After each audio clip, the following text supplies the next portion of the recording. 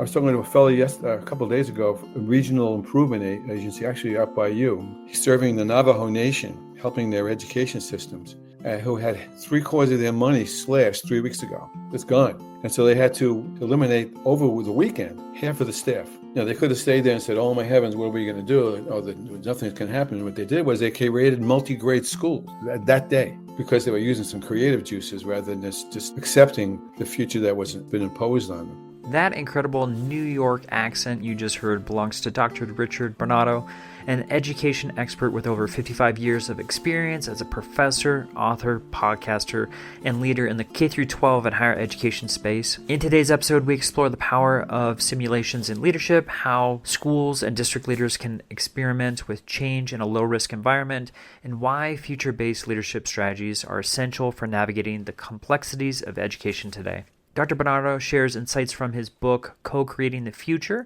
and provides practical strategies for empowering teams to tackle real-world challenges.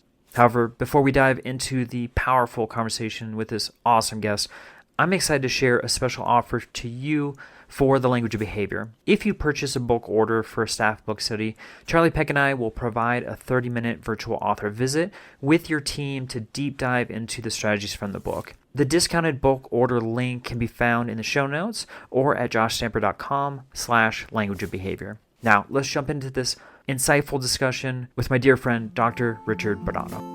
Welcome back, everyone, to Aspire to Lead, where we will be discussing the visions, inspirations, and experiences from top educational leaders. My name is Joshua Stamper, and you can connect with me on Twitter or on Instagram at Joshua_Stamper. All right, welcome back, Aspire to Lead listeners. I'm so excited about this week, and I'm so grateful that you're here with us as I've got a brilliant author, educator, leader, and this is Dr. Richard Bernato, and he's coming from New York. I've had an opportunity to get to know him prior to pushing this record button, and he's just a phenomenal mind. I can't wait for this conversation, and I'm so excited, Richard, for you to be a part of the show. So thank you so much for being here. I can't begin to tell you how much I appreciate the opportunity and the kind words. I hope I can live up to that. Oh my gosh, I know you will. And so I was telling you, I've had a chance to get through your book, Co-Creating the Future, and super excited about what we're going to talk about. But before we do that, will you just share a little bit about your educational leadership journey? Okay, I could do a whole half hour on that. The short story is I've been in education for 55 years and counting. Starting with social studies teaching back before you were born in a suburban school, maybe 50 miles outside of New York City, although clearly my accent tells you I grew up in New York City. So I was a pretty good social studies teacher who became enamored of simulations while I was teaching, and pretty successful at that. And that led me into a number of different investigative trails about and researching experiential learning and how or whether that is effective in working with students. Those of you who are in education know that experiential learning means a lot of different things and is often poo-pooed by leaders, or rather, I should say teachers, who don't necessarily know how to make it work in a classroom. So I got much more involved in formal leadership training up the road, maybe about 10 or 15 years into my actual teaching career. I became a curriculum specialist in my school district where I modeled a lot of these kinds of things and helped people design experiential role-play simulation approaches to learning in all subject areas, thinking skills, process skill thinking, decision-making, and so forth, creative thinking, before they had those words for those premises. And then I got in the ladder. I became, everybody becomes a dean or one place or another. So I chased kids who threw pizza across the floor for a little while and paid my dues with that. I had some pupil services positions, and eventually became what I actually stepped down from central office at one point because a principalship opened up. I always wanted to be just a principal. Just is a strange word when you know what a principals really do. So I became a principal for 9 to 10 years. Those were the best years of my professional career on that count.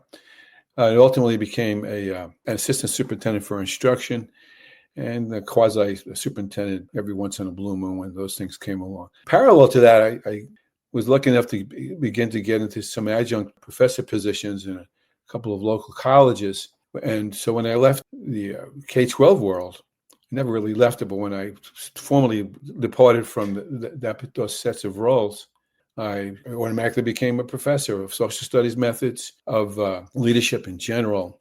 And so the idea of the role playing and experiential began to weld with my own personal philosophical theories about what leadership should be all about. And often, well, I don't want to say often it's not, but it probably needs more love than it often gets.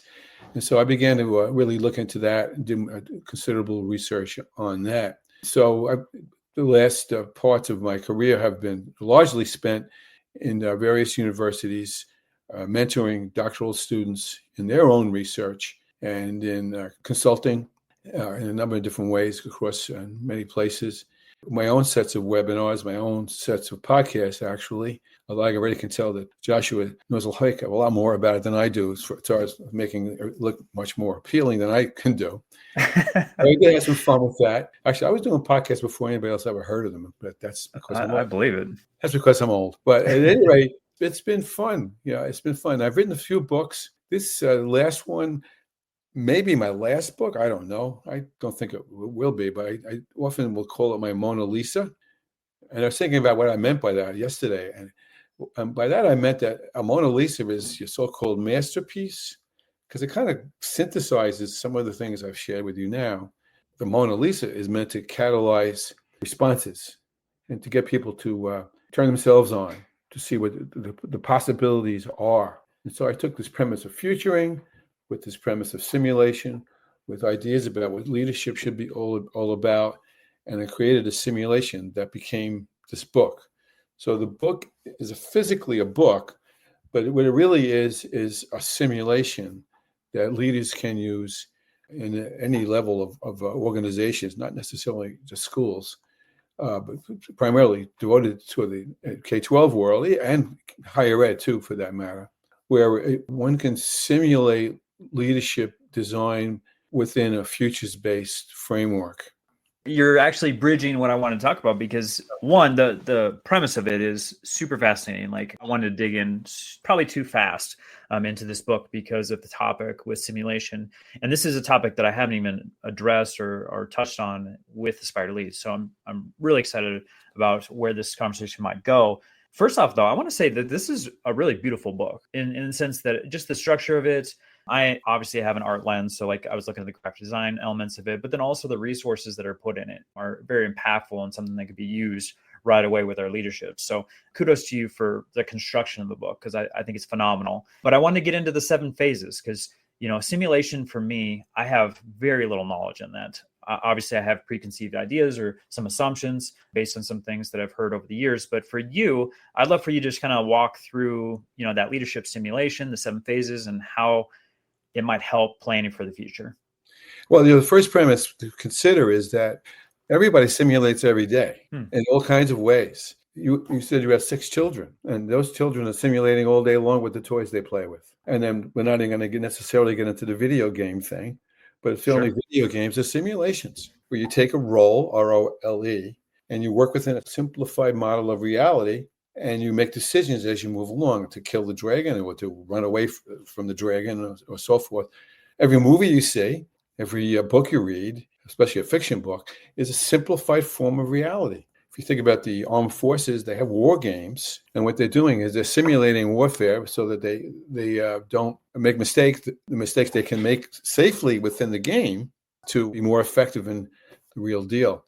And on top of that, any Broadway show you've been to, has been rehearsed over and over before it got to that kind of presentation. So we simulate all the time.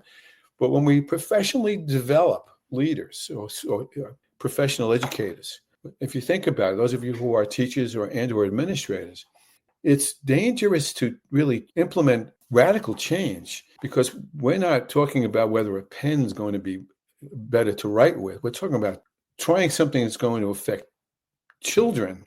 And so you can't try to do something, or with the staff members for that matter, that might fall flat on its face and have terrible repercussions. And so the premise of PD, a professional development, is enhanced by a simulation where you can create a simplified form of reality, have leaders and role players make decisions within that, can't pronounce this word, milieu.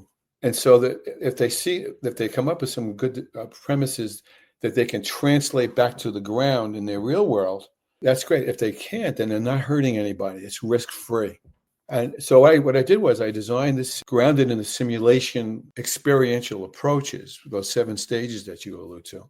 And then I also identified roles, ROLESs, where these people and groups can interact with each other to make decisions together or make decisions in opposition to each other, if that's how the dynamic rolls, so that we can't even necessarily guess where that goes. Now, all that's grounded on is futuring, the premise that skill set, it's about futuring is about forecasting. It's not about predicting. It's about forecasting probabilities, narrowing the probabilities so that you know what you think will probably happen and decide whether that probable future matches up with what you want to happen, the preferable future. And if the preferable future and the probable futures don't align with each other or interface with each other, that's a problem. We were talking about mental health before. I want to reduce the amount of stress that students are clearly feeling, what with the number of issues that have come our way in the past several years, if not for longer than that. COVID crisis being the most immediate point, perhaps, even although I'm not even sure that holds up to what may be happening up the road. Then I can create solutions that I can try out within the simulation that may work or may not. If they don't work, we haven't hurt any children. If they do work, we can tailor them to bring them out and truly apply them outward. So this premise of futuring and forecasting is as natural as simulation. If you're a gardener like I used to be, you know you had to get the ground ready when the ground was ready to be tilled and planted. Farmers certainly understand that. Squirrels know when to bury their acorns. We all know what we want to prepare for. We want to future for within how we see things going on. And so there are 3 kinds of futures, really 4, but I'll give you 3. What's possible? Most anything is possible. What's probable? That's where you have to get more skilled about learning certain skills that you can learn within the simulation activities.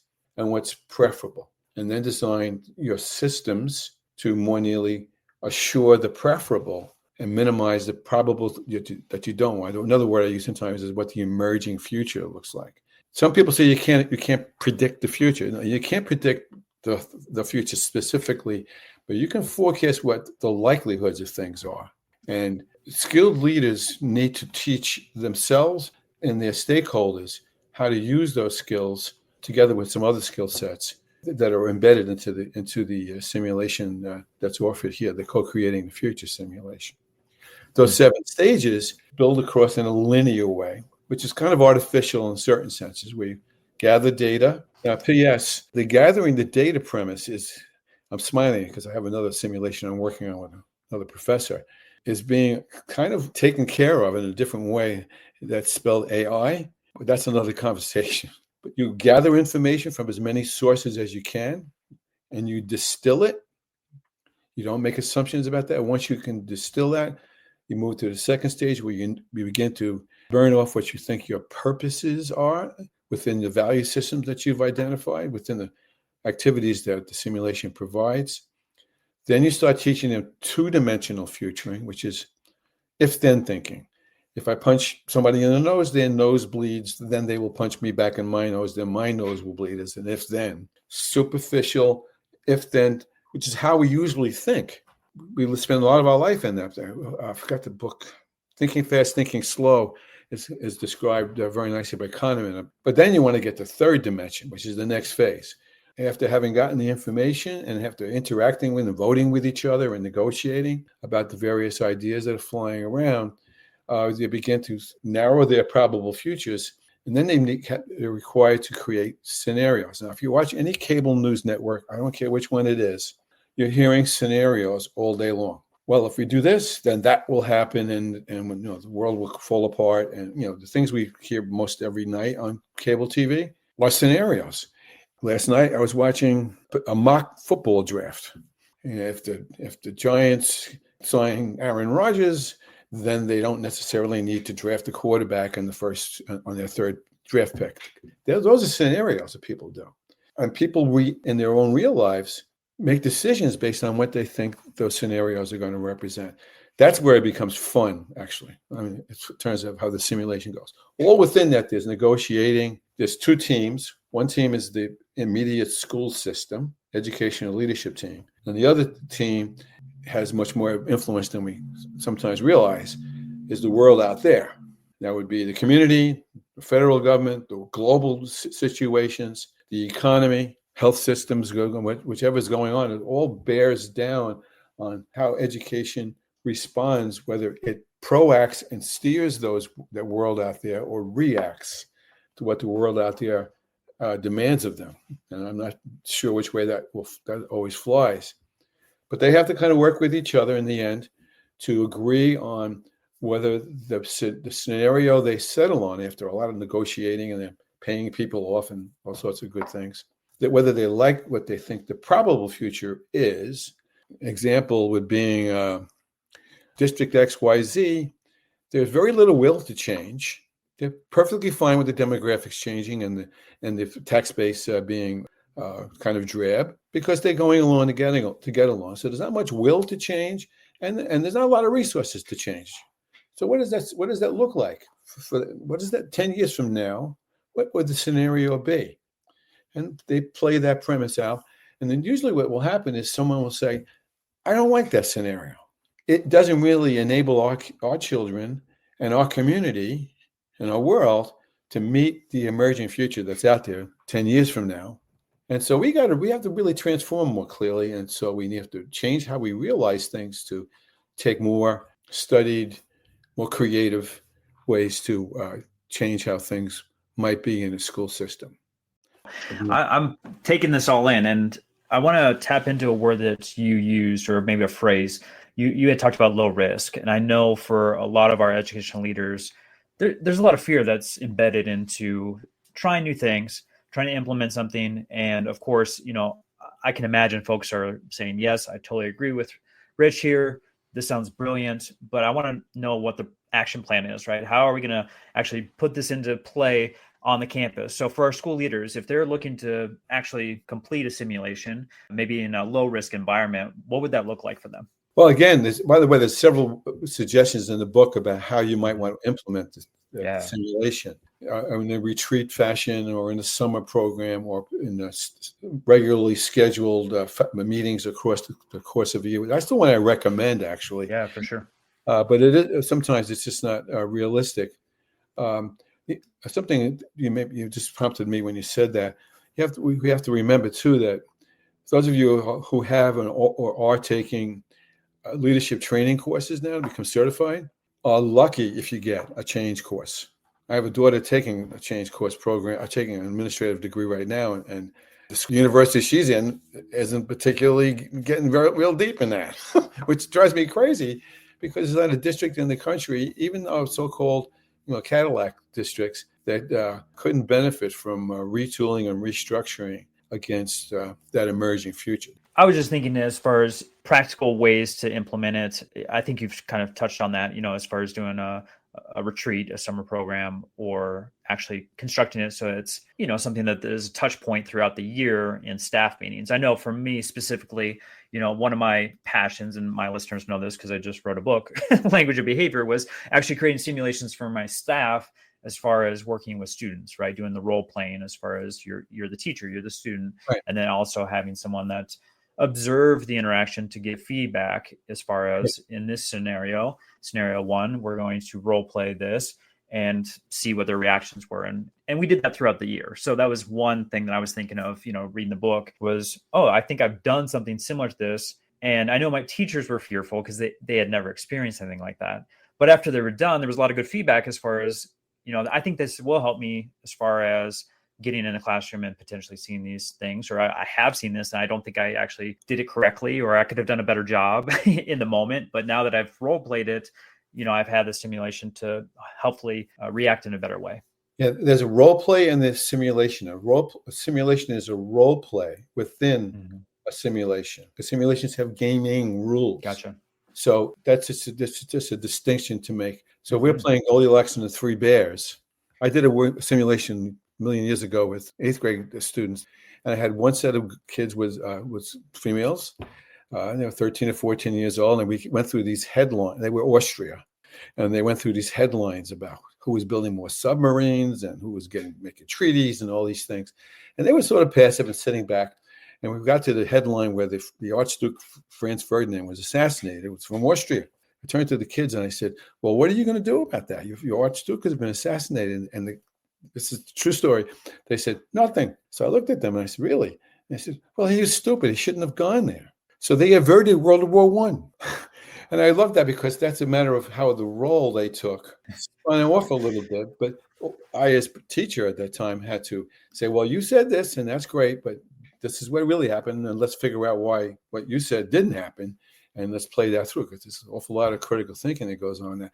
When they take a role, not play now, when they take the role and understand what's responsible and what their skill sets need to be, it's kind of a magical thing to see. I'll leave it at that. It's just, sometimes you can't forecast, you can't future for where a group's going to go, and then it's up to the facilitator. I call them the catalyst in the book, to give them other ways to consider.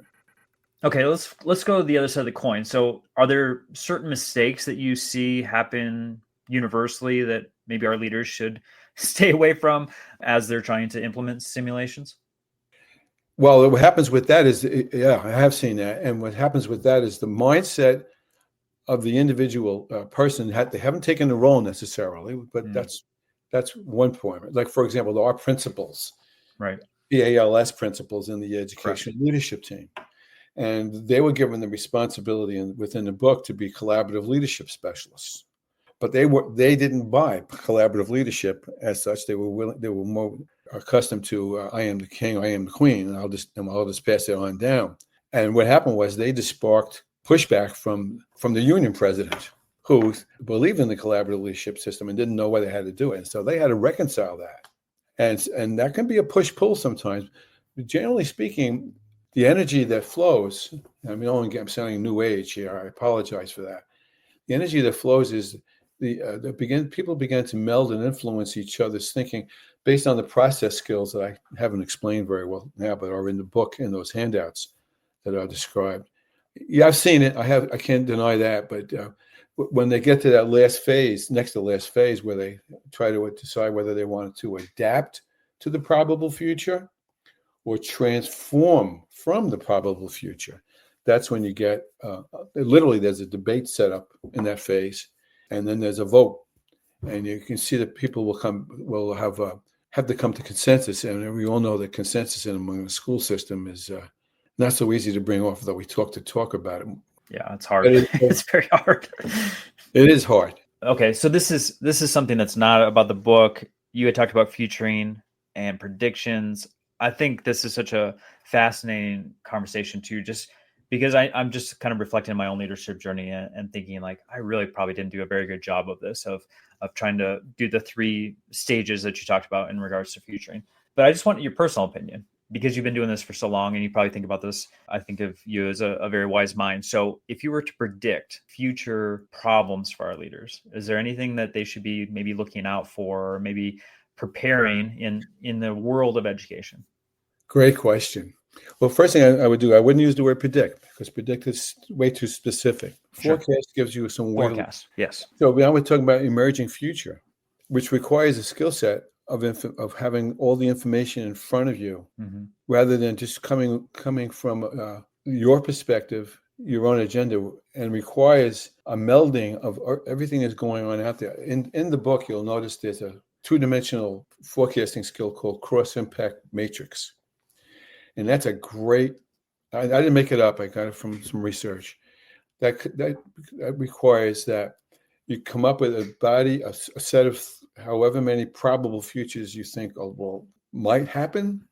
And then what you do is you break it up across the top of the chart by the systems, by the individuals, by the community, by the Board of Education, by the tax base, and you try to see where the cross impacts are.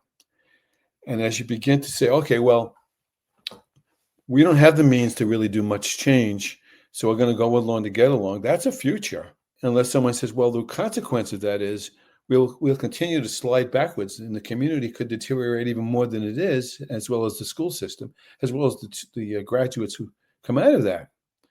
Do we want that? It wouldn't necessarily emerge from a quick if-then. And so the more time we make, the word is used far too often, but it's the word I'd like to use now.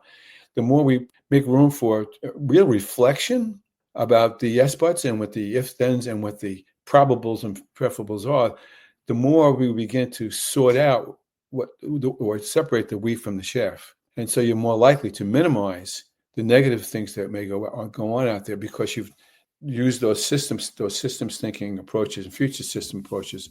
I didn't even get into the creative thinking material now, though it is in the book. JFK, and before you were born, Joshua, JFK in the missile crisis knew there were missiles in Cuba, and the missiles were 15 minutes away from Miami. The testosterone-laden military guys in his think tank all wanted to bomb Cuba to smithereens and then Russia. And Kennedy said, "I'm not sure I want to do that, but let's see what else can we think about." So Adlai Stevenson was the ambassador to the UN at one time, got up and said, "We have missiles in Turkey, which are right on the border of Russia. Let's just take them out. We'll just trade it off." And they ran him out of the room, threw him out. Well, P.S., when Kennedy solved the Cuban Missile Crisis, that's what they did, because the creative idea was stifled by, I'm using a bad word, I suppose, the testosterone-laden thinking that was going on. And so you see, I'm not saying it's testosterone, but the pig-headed, hot-headed.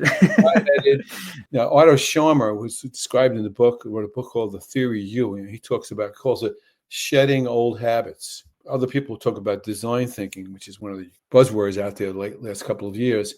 It really basically says you don't accept the standard points until you get a chance to see how other things may force fit and reconnect. I mean, my Apple Watch is a computer on my wrist. That's a force fit. It's a computer clock on my wrist, which was a bracelet at one point.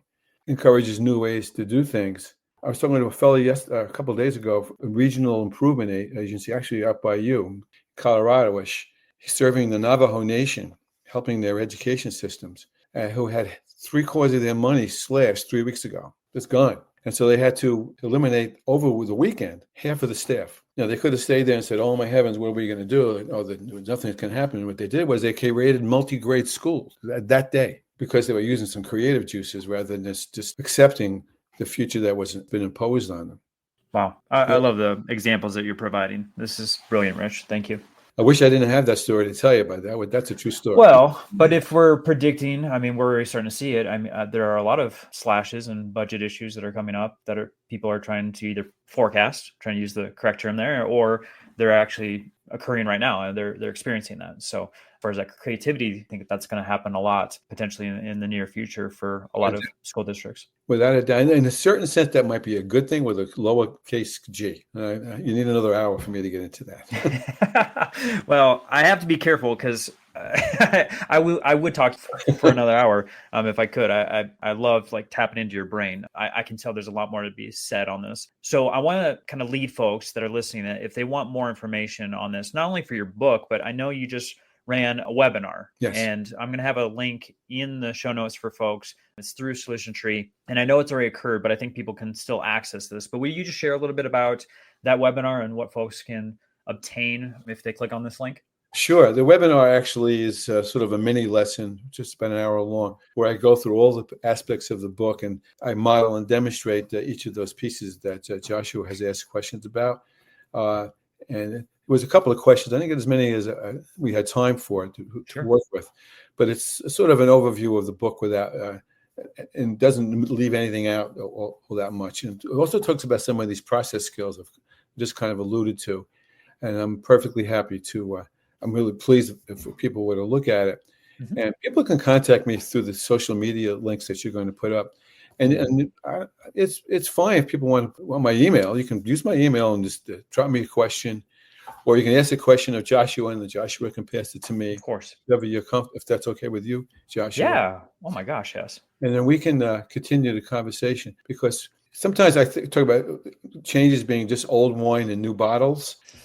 And sometimes that's true. But the other times is I think that this dispositional premise of futuring and recreating needs to be recast and needs to be solidified as part of our leadership, part of the culture of any organization, and especially schools, especially today. So as far as contacting Richard, I'll make sure that all the links are in the show notes for people to not only follow you, but be able to contact you. But I know you're always looking for folks to help with a nationwide simulation from a vast amount of regions. So we just kind of share what your vision is for that and, why people should contact you. Look at what I just did. I didn't do that on purpose, but I'm almost praying for this. In a certain sense, it's sort of what those, if you had 3 wishes sort of things. Yeah. I would like to use the book to solicit people interested in learning those skills and those dispositions to volunteer to be part of a nationwide simulation where people from all across the country would say, okay, what do you want to do? And I would work it into an online approach. Mm-hmm. And where Joshua might be the principal in the XYZ school district, and Mary Smith might be the board president, sort of on the other side of the table. Sure. In the world out there, work them through the phases of the simulation cross country, and to see what happens. We'll have people from the Navajo Nation, as well as people from Colorado, as well as people from Brooklyn, and we'll see what. I would love to see what came out of that, and I can't forecast what would come out of it.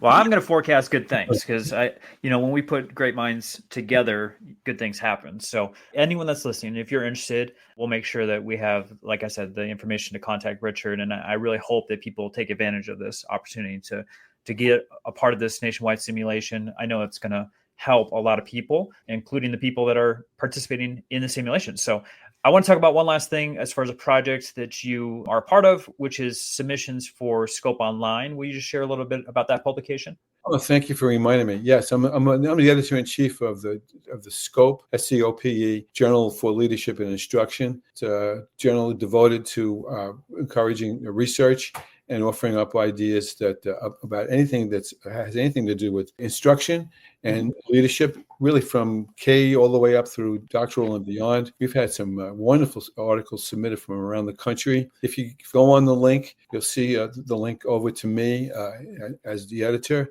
And how to submit articles. We're constantly looking for quality articles. And then what we do with that is, for example, if Joshua were to write an article and it came up through us and we accepted it for publication, then I would go back to the author and I asked the author to do a podcast with me. And sometimes a panel, depending on what the topic is. We did a great one on artificial intelligence when nobody heard of it at that point. I'm still thinking about. So we're trying to build that community, and I would really another gesture. Be great to see some of you say, "Let me take a crack at that." If you think you have a topic, just let me know what you're thinking about, and I'll give you some advice and some feedback and some mentoring if necessary. Of course. Yeah, so the link is on the screen for those who are watching on YouTube, but I'll make sure that the link, as always, is on my website and in the show notes for people. And if you have a great idea, definitely click on the link and submit your potential publication to Richard, and we'll see where that goes. But obviously, the more we can get wonderful ideas and examples and experiences, the better it's going to help the world of education. So love what you're doing, Rich. I want to throw up the book one more time for those who can see it. I know my Colorado sun is over the mountain and gleaming on this brilliant resource, but I really do want everyone to immediately go and grab the book. I think it's going to help a lot of folks in their leadership journey. But with that, Rich, will you just give a little bit of advice? If someone's listening, maybe it's a new or current leader, if there's something they could do today or tomorrow to enhance their leadership journey, what would you recommend? Consider that premise of future. Take a look at it. There's lots of books out there and lots of great authors who talk about it and understand that the premise of practicing futuring, by the way, sometimes there's other names for it, but premise of engaging and building your staff to have the capacity to recreate their culture can only improve what you're trying to do. And when I have a doctoral class, first, when they're brand new and they walk in, and I say the same thing to them: you need to do research for a dissertation. And then I go on to say, and if you're not trying to change the world, there's the door. And sometimes they look at me like I'm talking like I'm crazy. And then sometimes they leave, because the short story is we're trying to make it better than what we do, because often it's pretty good, but other times it fails us. And it fails the children whom we're trying to educate and the communities that we're trying to recreate. Yeah, I love that so much. All right, let's talk about how people can connect with you. So if there's maybe a social media application that you tend to favor more than others, how can people reach you? Good question. LinkedIn, I suppose, is the one I work the most, but also Facebook. I'm on and off face every day, but I'm too busy sometimes figuring out what Taylor Swift is doing. So we've got links for X, Instagram, Facebook, LinkedIn. We'll make sure that that's in the show notes. And then, of course, Rich, if you want your email address in there, I can put that in there for folks to contact you. But Rich, is there any other ways that you support educators that, people maybe bring you in, or if there's anything else that you provide as far as services? Yeah, I do a lot of strategic planning, facilitation here, there, and everywhere, and which is another word for futuring in my sense. Mm-hmm. So I have to work with my premise. We'll also show folks how to create their own simulations, whether it be instructionally or in terms of professional development. Also, kind of I sometimes call myself this is kind of prideful, dissertation whisperer, which means that I'm good at getting folks across the finish line to do that, but that's not all that important so much as to say I'm very good at helping people figure out what their professional needs are. Quite good at that. And I'm perfectly happy to mentor other folks, as well as help people rewrite curriculum. After simulation, that's probably my first love. Right. Most curriculum it's still talking heads like I'm doing to you right now. No, I think it's very different. And I love this conversation. I truly mean it when I could talk to you all day, because I don't know why I have such a curious mind in regards to the future and what education is going to look like, and, all of the potential problems that, you're talking about as far as forecasting. But I know for our aspiring and current leaders that are listening that they're gaining a lot from your insights, from your knowledge, and from this book, Co-Creating the Future. So as always, I'm going to have the link to the book in the show notes for people to click on. I hope you grab this resource because it's brilliant, just like Rich. And man, I just appreciate all that you're doing, how you're supporting schools and leaders, how you're changing education. And I just really appreciate your time today, Rich. I can't begin to tell you how much I appreciate meeting you as an individual. And I can see that you clearly have a great grounding yourself in lots of things that we share, the common values and hopes for. I hope to work with you again. This podcast is a proud member of the Teach Better Podcast Network. Better today, better tomorrow, and the podcast to get you there. Explore more podcasts at www.teachbetterpodcastnetwork.com. We'll see you on the next episode.